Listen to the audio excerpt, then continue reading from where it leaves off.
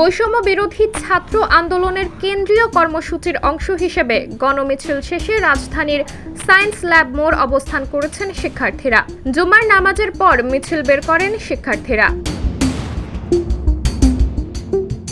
এ সময় তাদের সরকার বিরোধী এবং 10 দফার পক্ষে বিভিন্ন স্লোগান দিতে দেখা যায়। গণমিছিলে ঢাকা কলেজ, ইডেন মহিলা college, Dhanmondi ideal college, Dhaka city college, বীরশ্রেষ্ঠ মুন্সী আব্দুর রউফ কলেজ, বীরশ্রেষ্ঠ নূর মোহাম্মদ পাবলিক কলেজ সহ আশেপাশের বিভিন্ন প্রতিষ্ঠানের শিক্ষার্থীরা অংশগ্রহণ করেছেন। শিক্ষার্থীরা বলছেন, কেন্দ্রীয় কর্মসূচির অংশ হিসেবে প্রতিবাদ জানাতে তারা রাস্তায় নেমেছেন। সারা দেশের শিক্ষার্থীদের ওপরে আইন শৃঙ্খলা বাহিনীর গুলি ও হত্যার প্রতিবাদে তারা রাস্তায় নেমেছেন।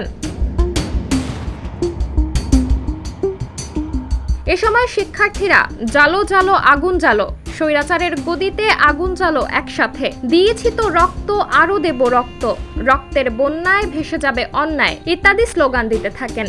সকাল থেকেই রাজধানীতে বৃষ্টি পড়ছে, কখনো ঝুম আবার কখনো গুড়ি গুড়ি। তবুও ঘরে বন্দি থাকেননি শিক্ষার্থীরা, বেরিয়ে পড়েছেন রাজপথে, অংশ নেন পূর্ব ঘোষিত কর্মসূচিতে। বৃষ্টিতে শুধু শিক্ষার্থীদের সাথে ভিজে ভিজে সন্তানদের দাবির সঙ্গে সংহতি প্রকাশ করেন শিক্ষক ও অভিভাবকরাও। আটক শিক্ষার্থীদের দ্রুত মুক্তি কামনা করেন তারা।